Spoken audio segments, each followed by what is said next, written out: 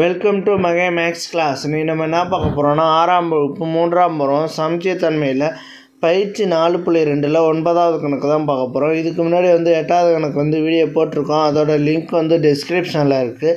பார்க்காதவங்க போய் பார்த்துட்டு வாங்க. இப்போ கணக்கு பார்க்கலாம்.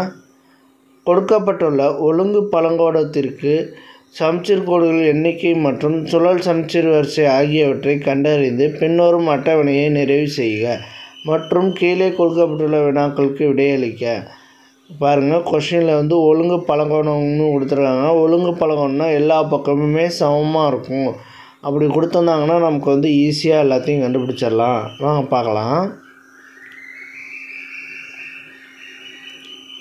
இதற்கு வடிவங்கள் கொடுத்துட்டாங்க. சமச்சீர் கோடுகள் எண்ணிக்கை சுழல் சமச்சீர் வரிசை கண்டுபிடிக்கணும். ஃபஸ்ட்டு ஒன்று சமபக்க முக்கோணம்.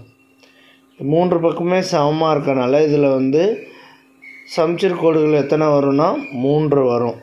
ஓகேவா? சமச்சீர் கோடுகள் 3 வரும். அதே மாதிரி சுழல் சமச்சீர் வரிசையும் 3 வந்துடும். அடுத்து பாருங்கள், சதுரத்துக்கு எத்தனை பக்கம் இருக்குது? 4 பக்கம் இருக்குது. அப்போ இதோட சமச்சீர் கோடுகள் எத்தனை? 4.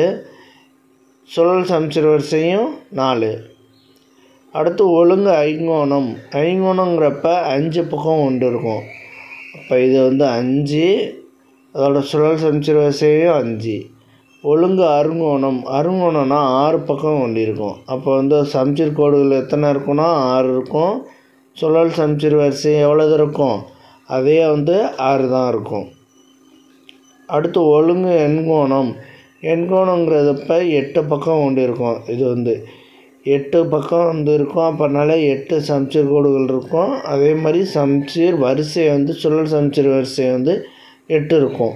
ஓகே. அடுத்து பாருங்கள், கீழே 10 பக்கங்களை கொண்ட ஒரு ஒழுங்கு பழங்கோணம் டேஷ் சமச்சீர் கோடுகளை பெற்றிருக்கும். 10 பக்கம் அவங்களே கொடுத்துட்டாங்க. அப்போ ஒழுங்கு பழங்கோணம்னு கொடுத்துட்டாங்க. எல்லா பக்கமே சமமாக இருக்கும். அப்போ எத்தனை சமச்சீர் கோடுகள் இருக்கும்? 10 சமச்சீர் கோடுகள் இருக்கும். அடுத்து 10 சமச்சீர் கோடுகளின் கொண்ட ஒரு ஒழுங்கு பழங்கோணத்தின் டேஷ் சுழல் சமச்சீர் வரிசை 8 இருக்கும். மேலே உள்ள மாதிரியே தான் 10 தான் பெற்றிருக்கும் இதுக்கும்.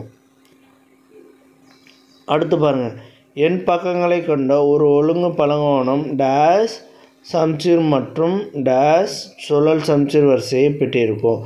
பொதுவாக ஒரு எண்ணை கொடுத்துட்டாங்க. அப்போ எண் பக்கங்கள்னால் எண்ணு தான் வரும். எண் சமச்சீர் கோடுகள் அதே மாதிரி எண் சுழல் சமச்சீர் வரிசை தான் இருக்கும்.